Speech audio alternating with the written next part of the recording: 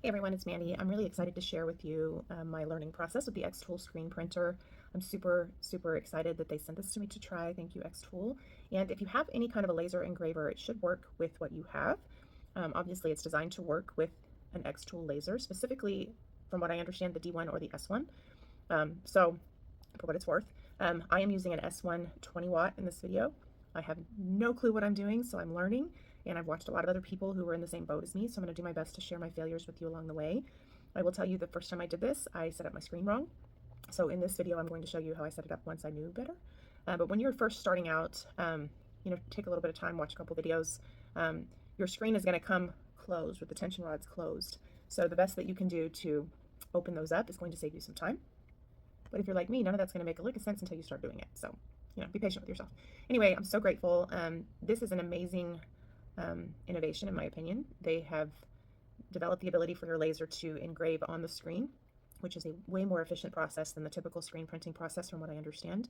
And you can reuse the screens over and over and over again. You can do multiple layers. What's neat about using it with an XTOOL laser is they provide a jig that goes with the S1 or with the D1 so that you can slide your screen into your laser in the same place, which allows you, if you have to, engrave more than one screen, you can engrave it in the same place for layering. So if you're going to do a shirt with 2 colors or 3 colors, you line it up a lot easier. So that's super cool. So learn with me from my failures along the way. For this video, I'm just going to kind of set it up, show you a really small design. The design I'm using is something I got from Etsy years ago. It's a personal use design. It's not, I don't have a license or anything for it. So I'm just testing it for my own use. And I chose a small design just because I didn't want to ruin an entire screen, right? So I did try to do a test file, and that didn't go all that well. So I think if I were to tell you from my experience, I would say learn from my own mistakes about how you set it up. But I would go with the settings that XTOOL has in their XCS software personally. I think they work the best. I did forget a lot of things. I forgot to turn my air assist on. I put the screen in on the wrong side because I had watched tutorials where people did it with the D1, and the S1 goes in on the other side. So there's, just be patient with yourself, right? It really is a pretty amazing product. I started off trying with white ink, which is apparently not the easiest to use. I didn't use the ink that XTOOL sent me, so I'm hoping to use their ink in a future video. So this is not the last video. This is just, come learn with me kind of a video. So thanks for joining. I do have a link for XTOOL in the description box if you decide to buy anything. I'd love it if you would use my link. It really helps my channel. And they run deals all the time. So you can buy this as a standalone, or you can get it as a bundle with a laser, obviously. So anyway, thank you, XTOOL, for the opportunity. And thanks, everybody, for watching. Stay tuned. Okay, I'm sharing this again because the first time I tried to set up my screen, which may make it into my first video, I did it all wrong. So when you're first setting up your screen, you want these groove sides to be up, but the little latches on the outside, they come closed. When you receive them, you need to open them. So the first time I tried to figure it out, I was jamming the little slats in there with this part closed, and that made it way extra hard. And the whole purpose of those, I don't know what they're called, is to pull the tension. So, this cardboard side, you're going to just kind of let that rest in the center, line up your screen. And this makes it so much easier when you have the cardboard in there because it kind of goes perfectly where you want your screen to go. So, and then you're not going to kind of jam everything into the middle. You're just going to lay it on the top. And then those little, I forget what they're called, tension rods or slots, whatever, you're basically going to take this little rounded edge and go in at an angle. And there are so many videos where people do a great job showing this to you, but I'm pretty committed to showing you when I get it wrong because I think we all have learning curves. So you're just going to go in, you're going to put that little rounded edge in kind of at an angle. So all I'm doing is I'm just kind of holding the screen in place so that I'm not yanking it and all that as I'm doing that. It's not hard to get it in there, but it's also still a little bit challenging. So as you can see, I'm kind of gently holding the other side. Now I'm on top of my laser, which I shouldn't be because I was about to do something. So I picked it up because I don't want to put my weight of my arm down on my laser lid. So I went to the other side and I'm just going to do the same thing. So we're kind of going in almost like at a 45-degree angle, and you just kind of go in until that rounded part kind of starts to fall into place. And then when it does, you just kind of start to gently pull that flap down. Now you have to be careful because, it is a screen. You can tear it, so be gentle. And now I've seen people do this different ways. Like, do I put the little tabs down as I go? Do I do it at the end? I don't know. In this video, I put all of the things in and then I put the tabs down and it worked great. I've seen people pull the tension on one side as they go. The only problem with that is you're tightening up one side before you kind of get everything on. So I don't know. I don't know what the perfect answer is, but it worked great in this particular instance to just put them all in and then pull the tension. The only side that doesn't have those tension tabs is going to be on the side that goes into the screen print. And that's the same side that you're going to kind of slide in to that little jig that comes with the laser. So you're going to basically pull tension on 3 out of 4 sides, and then I will play for you the sound that you should hear, which should sound like a drum. Now, I severely messed this up the first time, and then I figured out what I did, and I redid it. So I actually may include this on my initial setup video as well, but because I'm still kind of new to this, I don't want to assume that you know what you're doing, because I didn't. And so, you know, we're all still learning the screen print thing. But yeah, this is what it should look like. And now I'm going to show you. Now, this part was way more difficult for this one than with my first one. My first one was really easy to loosen up. This one I had to get my little XTOOL screwdriver and loosen up that piece of cardboard. So one piece of advice I might give you is, before you get this squared away in your frame, maybe loosen up an edge so that you can, maybe you pull up a corner so that you can do a better job than I did. I actually had to loosen up the tension so I could get the cardboard off. So, for what it's worth. But I did scratch the screen a little bit with the screwdriver. So again, the best practice might be to loosen up one of the corners first so that you have a place to pull. I did such an exceptional job of tightening my screen that this didn't work out. And I think personally for me, I'm going to save these. Of course, I tore this one, so I think I'm going to try to save them as much as possible, just for repositioning screens that I take out of the frame, so that I position them. So there you go. That's the sound you want. So if you saw my setup video, I explained that my first screen I set up wrong. So this is it. You can see it's been through some things. I did figure it out, and I ended up getting what I was hoping for, but I didn't share setting it up wrong because I didn't really see a whole lot of value, but I did tell you what I did wrong. I think it's important when you're learning something new to not think that everybody just figures it out the first time. So this is my first one. All right, so here we are in XCS. This is my little SVG from Etsy. I just selected the object, and I'm over here trying to figure out how to turn it so that it will be, facing the right direction. So if you notice, there's there is a way that you can drag it, but there's also an angle option to the right. So I just basically added a 90-degree angle. And we need to flip or reflect the image horizontally so that it engraves backwards. But I was a little confused by this. I think I needed to do that before I turned it to the right. So since I turned it to the right first, I flipped it vertically. It confuses me a lot, but I hope that makes sense to you. Okay, so now I would like to share with you something that I didn't learn the first time. You see where it says screen preparation right here? I never saw that the first time, nor did I see it on any tutorials until I had already engraved my design on my screen without selecting this. So learn from me. You'll notice that once I selected that, it sort of pre-framed the area to be the size of the screen. And then on the top, it says to fix the frame on the framing piece on the right side. And it's basing that on the fact that I'm using the S1 and that I need to reflect the pattern horizontally. Now, I mentioned to you that before I turned it, I really should have reflected it horizontally. But because I turned it first, I reflected it vertically. Now, I don't know if that confuses the heck out of you guys, but that confuses the heck out of me. I feel like I'm a relatively smart person, but it confuses me deeply when we start reflecting, flipping. I have to like run the position in my head.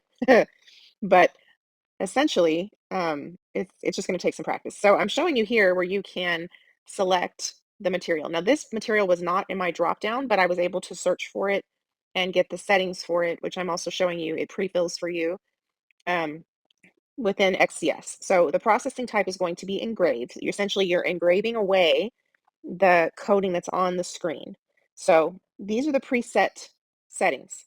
Now, I did try to create a test file, which is kind of what I'm doing right now, and it did not go very well. But if you are going to create a test file, one thing I would suggest is, and that's what I'm doing here, is I'm setting up a different canvas. One thing I would suggest is you need to be very careful to consider um, how you set up the test array. So I tried to set up a test array with a little shape of a monkey or something. Um, and I basically tried to use the settings, the preset settings from XTOOL to be on the kind of going toward the maximum side. But I set the minimum too slow. So when you go too slow with a laser, sometimes you're leaving that light in the same place for too long, which is what causes it to be more prone to burn. So if you're doing your own material test array, kind of consider your range and be careful that you don't go too slow on your speed or just don't go too drastically one way or the other. This was my first test array that I actually created correctly. For some reason, again, very smart, but those confuse me. So if you create your own test array, this is one thing that I learned the hard way. you don't want to select your material first on the right. You want to select your process type, which, as you can see, I haven't done that correctly yet. I still show score and it should be engrave. So learn with me, right? So you want to select your processing type first. So if you want an engraved test array, before you do all this foolishness that I'm doing, you should select your processing type, which is engrave. But if you select your materials first, it kind of pre-populates your test array to be all the same setting. So all of your little squares or whatever that you're doing are going to be all the same. And the very first one I ever did was an engraved test on acrylic, and I was like, all these boxes look the same. So you can see I'm over here trying to figure it out. So this is the material test array menu. I still have score on the right, and I don't even know if I'm going to figure that out before this is all over. But I'm setting my max to be 70 when the settings, I believe, are preset for 55. And I believe the preset speed is 162 or something, and I set the max speed at 180. That might be a little too high on both of those, but what really messed me up was the slow speed. The very first or second box I tried to test burned. So, oopsie, I burned right through my screen. So I'm kind of using this as a test screen. So you'll see you'll see the casualty of war in a minute because it's going to have painter's tape when I try to show you the thing. But anyway, I went way too low on the speed. And so, you're even though the power isn't all that high, once it gets high enough, the speed being so low, you're basically just perpetually running that laser in that spot. And you can see, I think here's where I figured out, oh no, I did this a score and it's supposed to be engrave. So, like I said in the beginning of this is going to be a learning curve. So be patient with yourself. So then I set one up with squares, and then I set one up with monkeys or something like that. And then I only ran one. I'm probably going to spare you this part or speed it way up because my learning curve here is severe. So let me speed it way up, tell you some things I learned along the way. But I kept referencing the the tools that XTOOL already kind of puts in there as their settings for my test array, which is what I think you should do. I just think you need to be careful to not go too high or too low compared to the settings that are already there. I hope that makes sense for you guys. Okay, so you can see that I have the test file here. And I'm kind of, again, I get in my head about which way I'm supposed to flip it. In this case, I'm trying to use a remote part on my screen, and I'm selecting the correct screen preparation. So you'll be able to see me do it right the first time, sort of. And reflecting horizontally, although once you turn it sideways, that confuses me. So one day that won't confuse me too much. But yeah, so this is kind of what this looks like. And what I'm doing is I ungrouped it so I could make sure that the squares reflected different values like they're supposed to. So, and then I just saved it. So. Okay, so we're just setting up to actually engrave. So this is the jig I mentioned. I have my riser base tray open. I adjusted my crumb tray to the height I needed. And I'm just putting some little screws in to hold that little jig in place so I can slide the screen right over those two little slots. The only thing is it's supposed to be on the right side. And I learned that after this video. So just pretend it's in the right place. But this is how it goes. You're just sliding it right in, move the laser out of the way, and it just slides right on, just like that. And then if you have to swap out the screen for another one, you just put it right in the same place. So it works perfectly. Now in this section, I've already engraved that, so pretend that I haven't yet because we're about to do it together. I learned about this after I had already engraved the screen. So again, this would be a really helpful thing to have called out in the instructions for newbies or people who overthink everything so that they don't waste too much time. All right. So this is back here. We should be engraving over here. And again, this is just a little bit of an action shot. This was a small design, so it took about 30 minutes, I think, to engrave.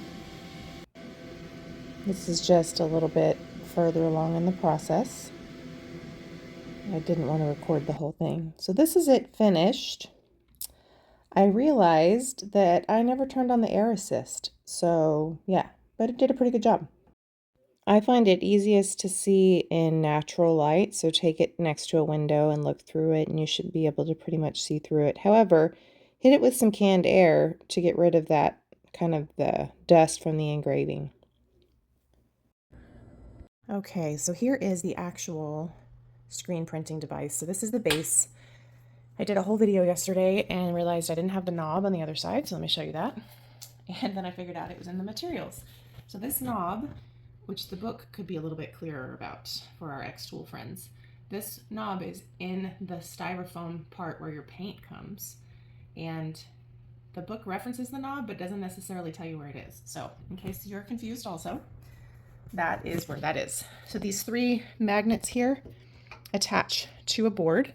And I believe this line is to tell you, hey, this is where your board goes. Don't put it all the way back here. I'm still trying to learn what these knobby things do in the front. But then there is a sticky mat that comes with this. That's sticky, kind of like a Cricut mat on both sides. So it'll stick to the board and then stick to what you're using. So I'll show you that part again, because the video I showed you yesterday, I had no knob. So, and then we're gonna check my test file. Okay, so here is the board that has the magnets on the bottom. It also has magnets everywhere. So even if you don't position it directly over these, it will still snap onto here. So it has that same little line back here. So we're gonna put it back here.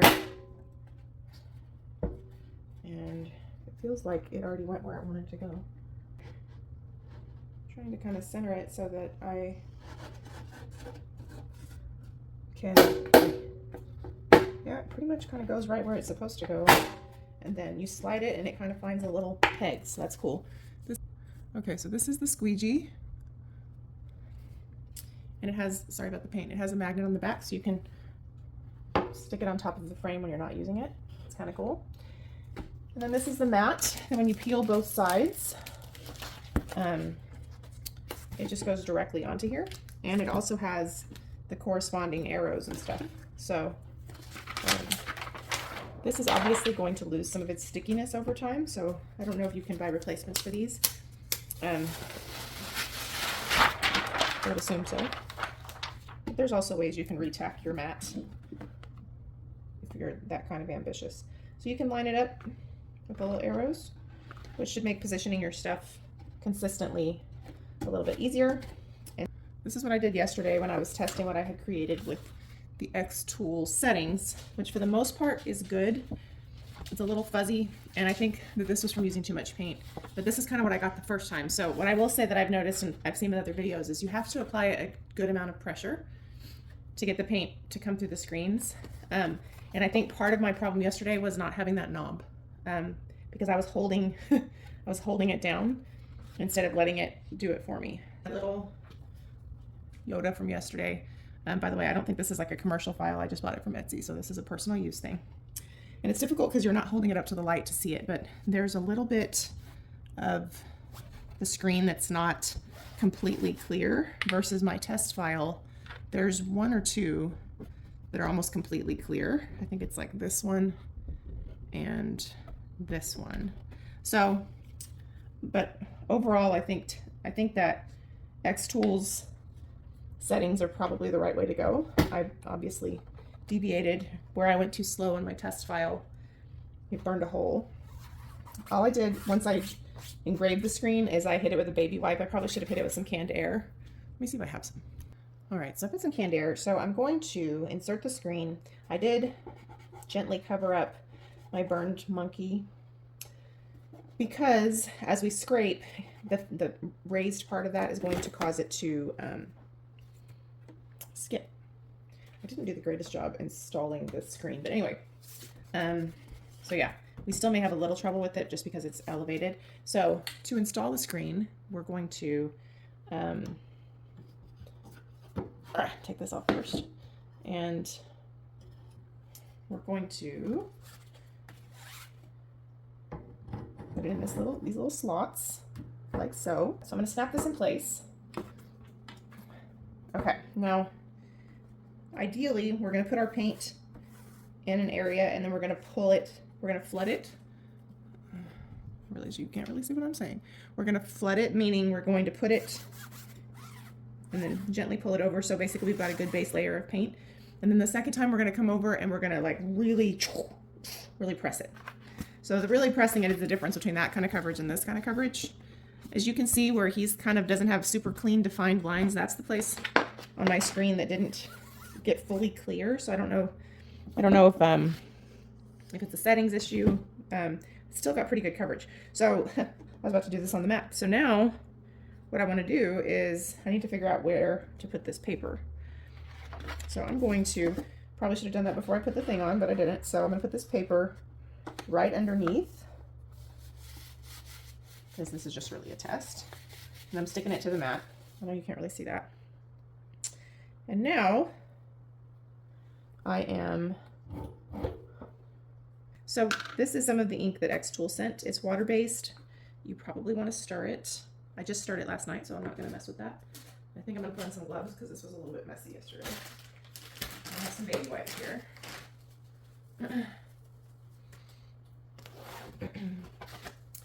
And then one of the things I'd like to try next is doing like a multiple color design, because the thing I showed you where you have to put your screen in your tool is designed to allow for that. And I'm curious how that turns out. Plus, I'm also a little curious, so when you put these screens back on after they've been off, it's kind of hard to get them in the same exact position. So I'm kind of curious if you do the screens for multiple layer designs and then you go to do them later, are they going to reposition the same way? That seems like it might be a little challenging. But the other thing is you might use a lot of paint while you're learning like I am, but you can scrape it back off of here and just put it right back in the thing. So don't be like, oh my gosh, this uses so much, because it does, but it doesn't, you know what I mean? So let's flood our canvas. I didn't think this through, obviously. So I'm going to just gently move the paint over. I'm going to do it on this side. Just making sure that it has some coverage everywhere. And then I'm going to put this here. And then I'm going to lower it. And then I'm going to lock it in place. And I just realized that this has no coverage on this circle. I don't know what these knobs in the front do. I need to understand that. All right, now let's do this.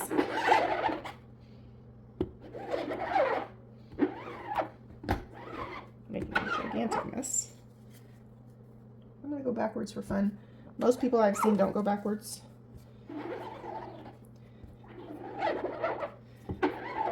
But I have seen it not work well unless you really press down. So. And the cool thing is, if you lift it up to see, like how it did, you should be able to see if it's where you want it to be or not. And if not, you should be able to reposition or put it back down. Ooh, this did a lot better than yesterday. Turns out that knob was really important. Okay, let me show you. Here's our test file, and here is our little Yoda. So almost perfect, not perfect, but almost perfect. So, and you can see which of these monkeys we got the best coverage with. We got a little bleeding with all of them, but I don't know how much of that has to do with the fact that I had to tape up this burnt one. But that's not too bad, huh? All right, so it's pretty good. It's not perfectly clear. There's some places where it's a little fuzzy, which is where I said on the screen it didn't go all the way through. The monkeys look really good. I apparently dribbled some paint over here. This is a painting shirt, so I'm not worried about it. Now, I think you have to heat set it. Okay, so I'm not going to use a new shirt in case this is terrible. So I'm going to use one of my painting shirts. So I'm going to use the Speedball regular white, which is not really meant for dark materials, as a disclaimer. They have a more opaque white in their Flex formula or whatever. So now we're going to, now I learned from other people to flood it first, which is what I'm doing here, kind of at an angle. But when I watch the XTOOL video, they don't do that. So I don't know if that's really necessary or if that's just something screen printers do. And so we've all tried to learn from them. So you want to apply pressure. This is too many passes. But again, these are things I learn. 1 or 2 seems like about the max. Beyond that, you're going to get too much paint on the surface and then it'll bleed. So not bad. So now I want to try on this little green t-shirt I have. And I have watched lots of people do this, and I have heard about making too many passes, and I just told you why you shouldn't do that, and I'm about to show you why. My paint is starting to get dry and thick, so I felt the pressure to move quickly. All right, so I flooded it. I'm not sure if I need to do that. And again, you want to have really good pressure. I'm going over this way too many times.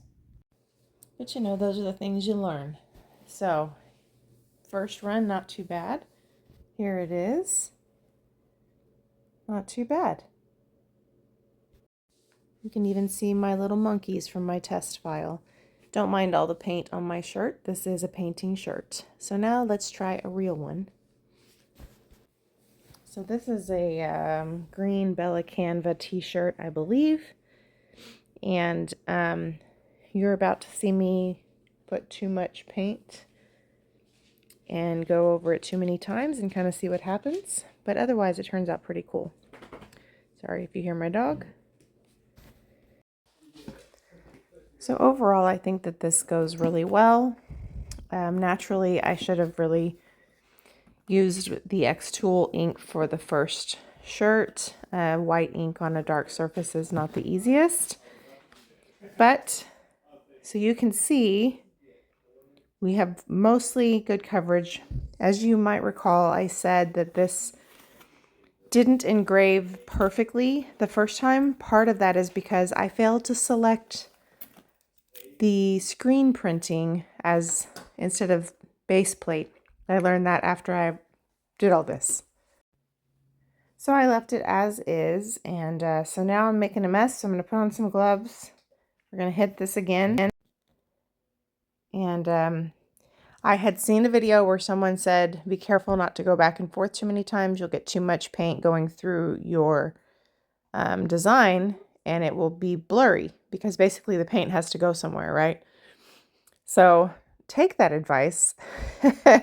Don't be like me and think you can just keep going 5, 6 times.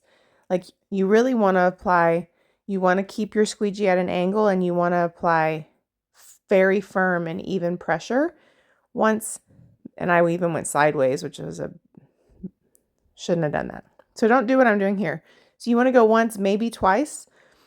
Much better coverage, but you can see kind of on the bottom side closest to the bottom of the screen in a minute, because I keep going like I don't have any sense. I should have just left well enough alone.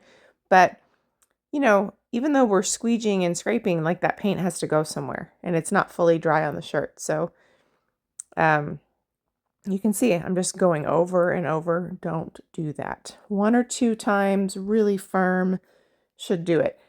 If you need more after that, I would say let it sit for a couple minutes before you bring your screen back down. Let it kind of start to dry. You can see that there was still some white on the monkeys. And so they kind of transferred some of their paint onto my shirt. But that's okay. Sorry about that. So here it is. You can see right there, we got a little bit too much paint, and that's from so many passes. Thank you for hanging out with me through a long video. I know that I'm going to really love using this screen printer. Now that I have the hang of it, I think it's going to be so much easier the next time. And I think that what XTOOL has developed is just really, really creative and innovative. Again, I have a link for XTOOL in the description box. I am an affiliate. If you decide to purchase one of your own or a laser or supplies, I would love it if you would use my link. I'm showing you kind of the close-up here, but anyway, I appreciate you hanging out with me. I will have some tutorials to come, and now that we kind of know what we're doing, they'll be a lot shorter. Anyway, thank you, XTOOL, and thanks for watching, everyone.